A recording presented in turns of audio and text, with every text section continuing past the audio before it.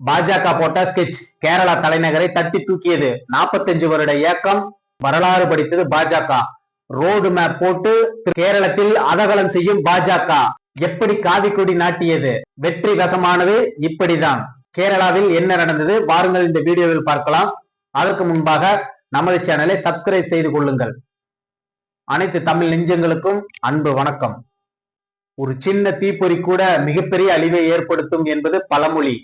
அதே போன்றுதான் கேரளா கம்யூனிஸ்ட் என்ற காட்டை பாஜக சின்ன தீப்பொறியில் அழித்து சாம்பலாக்கியது. பல்வேறு கேலி கிண்டலுக்கு மத்தியில் கேரளா பாஜக இன்று கேரளாவில் சாதித்து இருக்கிறது. இந்த கேரளா பாரதிய ஜனதாவின் வெற்றி என்பது பாரதிய ஜனதா கட்சிக்கு மிகப்பெரிய உற்சாகமூட்டும் செயலாக தான் இது அமைந்திருக்கிறது. எப்படி ஒருவருக்கு வெறித்தனமான ஏக்கமும் ஆசையும் பேராசையும் கனவும் இருந்து அது நிறைவேறும் போது எவ்வளவு பெரிய கொண்டாட்டம் ஆனந்த கண்ணீர் வருமோ அதே போன்ற உணர்வு தான் இன்று கேரளாவில் நடந்திருக்கிறது. அதே போன்ற ஒரு உணர்வோடு தான் இந்தியா முழுவதும் உள்ள பாஜக தொண்டர்கள் நிர்வாகிகள் கொண்டாடி வருகிறார்கள் என்பது நிதர்சனமும் கூட. நேற்று காலை முதல் இந்தியா முழுவதும் கேரளா பாஜகவை வெற்றியை பாஜக தொண்டர்கள் கொண்டாடி வருவது நாம் அறிந்ததுதான்.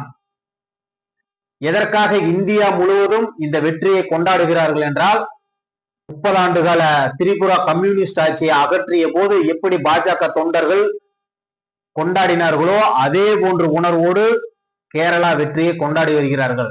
ஏனென்றால் 45 வருட திருவனந்தபுரம் கம்யூனிஸ்டுகளின் கோட்டையை சின்னாபின்னமாக்கி பாஜக இன்று கைப்பற்றி இருக்கிறது.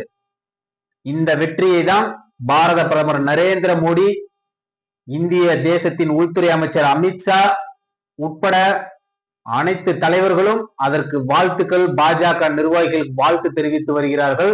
வாக்களித்த மக்களுக்கு நன்றி சொல்லுகிறார்கள் என்றால் இது எவ்வளவு பெரிய வெற்றி என்று பாஜக தொண்டர்கள் புரிந்து கொண்டனர். இதே போன்ற ஒரு சூழல் தமிழகத்தில் நிலவுமா என்றால் ஆயிரம் கேள்விகள் தான்.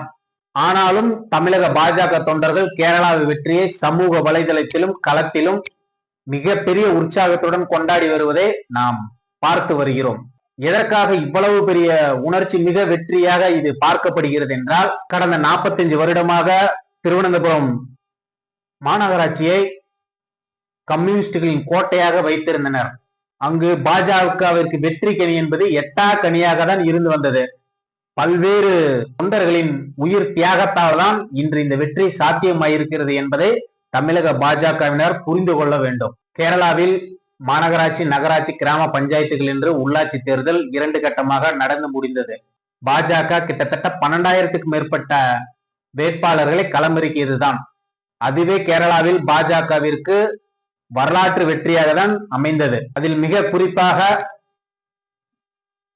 6 மாநகராட்சியிலும் பாஜக கால் தடம் பதித்து விட்டது. அதில் திருவனந்தபுரம் மாநகராட்சி கைப்பற்றியது மூலம் 45 வருட கால இயக்கம் வரலாற்றை இன்று கேரளா பாஜக மாற்றி எழுதியிருக்கிறது என்பதுதான் நிதர்சனம். திருவனந்தபுரம் மாநகராட்சியை எடுத்துக்கொண்டால் அங்கு 101 வார்டுகள் இருக்கிறது.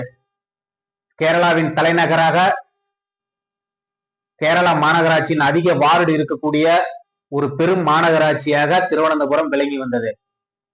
அங்கு தற்போது 100 வார்டுகளுக்கு தேர்தல் நடைபெற்றது. ஒரு வார்டு வேட்பாளர் மரணத்தினால் ஒரு வார்டு தேர்தல் தள்ளி வைக்கப்பட்டிருக்கிறது. 100 வார்டுகளில் நடைபெற்ற தேர்தலில் பாரதிய ஜனதா கட்சி 50 வார்டுகளை வென்று இருக்கிறது. தனிப்பெரும் கட்சியாக திருவனந்தபுரம் மாநகராட்சியை பாஜக கைப்பற்றி இருக்கிறது. திருவனந்தபுரம் பாஜகவின் தேர்தல் யுக்தி என்பது வளர்ச்சியை மையமாக கொண்டு மட்டுமே செயல்பட்டது. திருவனந்தபுரத்தில் பல கட்ட தலைவர்கள் கூட வார்டில் வேலை செய்த நிகழ்வுகள் எல்லாம் நடந்தது. இந்த தேர்தலை பாஜக எந்த அளவுக்கு முக்கியமாக கருதியது என்று தேசிய தலைவர்கள் பலர் அங்கு சென்று பிரச்சாரம் செய்ததே அதற்கு மிகப்பெரிய சாட்சியாக இருக்கும். அந்த அளவிற்கு மிக முக்கிய தேர்தலாக பாஜக பார்த்தது, அதில் வெற்றியும் கண்டது. திருவனந்தபுர பிரச்சாரம் என்பது கொஞ்சம் வித்தியாசமானதும் கூட.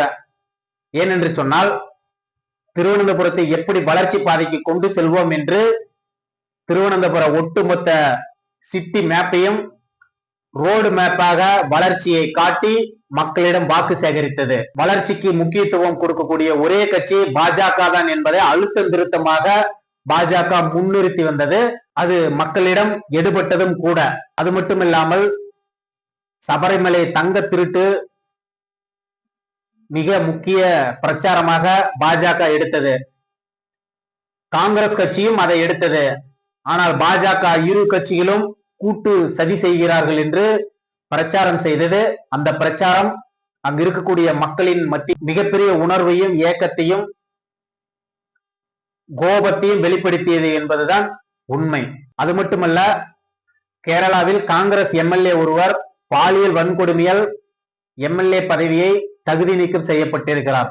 அந்த பிரச்சாரத்தையும் மிக முக்கியமாக பாஜக கையில் எடுத்து மக்களிடம் கொண்டு சென்றது.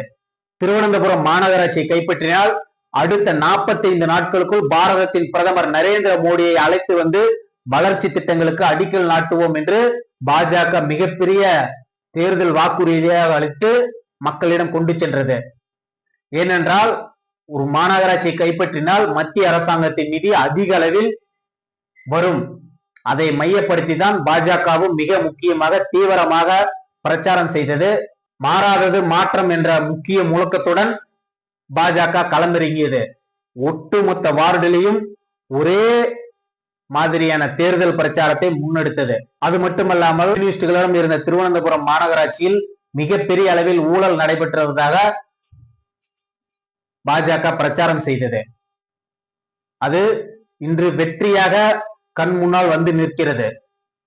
இது இன்று நேற்று ஆரம்பிக்கப்பட்டது அல்ல. 1980ஆம் ஆண்டு முதல் திருவனந்தபுரம் மாநகராட்சியை கைப்பற்றுவதற்காக பாஜக போராடி வருகிறது. கம்யூனிஸ்டுகளின் கொடூர பார்வையால் பாஜக தொண்டர்கள் பலர் உயிர் தியாகம் செய்திருக்கிறார்கள். அவர்களுக்கு நன்றி கடனாக இந்த வெற்றி சமர்ப்பிக்கிறோம் என்று பல வார்டு உறுப்பினர்கள் இன்று தெரிவித்திருப்பதை மிகப்பெரிய ஒரு உணர்வுபூர்வமான நிகழ்வாக அங்கு நடைபெற்று வருகிறது. கடந்த 2010ஆம் ஆண்டு நடைபெற்ற உள்ளாட்சி தேர்தலில் திருவனந்தபுரம் மாநகராட்சியில் வெறும் 6 கவுன்சிலர்கள் மட்டுமே பெற்ற பாஜக இன்று மாநகராட்சியை கைப்பற்றும் அளவிற்கு 15 ஆண்டுகளில் வளர்ந்திருக்கிறது என்றால் எவ்வளவு பெரிய போராட்டங்களை சந்தித்திருக்கும், எந்த அளவிற்கு மக்களுடன் களத்தில் இருந்திருக்கும் என்று நாம் நினைத்து பார்க்க வேண்டிய ஒரு தருணம்.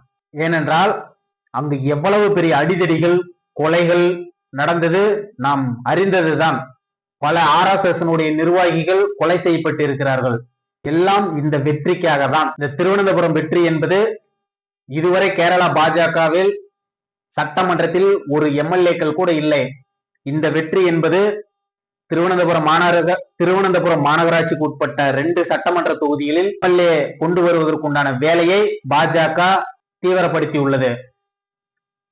அடுத்த ஆண்டு நடைபெறக்கூடிய கேரளா சட்டமன்ற தேர்தலில் திருவனந்தபுரம் மாநகராட்சிக்கு உட்பட்ட 2 சட்டமன்ற தொகுதிகளை வென்றெடுப்பதற்கான ஆயத்த பணிகளை இன்று தொடங்கிவிட்டது. பாஜக எப்போதுமே தேர்தல் சிந்தனையோடு தான் களத்தில் இருக்கும். ஒவ்வொரு நாளும் தேர்தலாக நினைத்துதான் பணியாற்றுவார்கள்.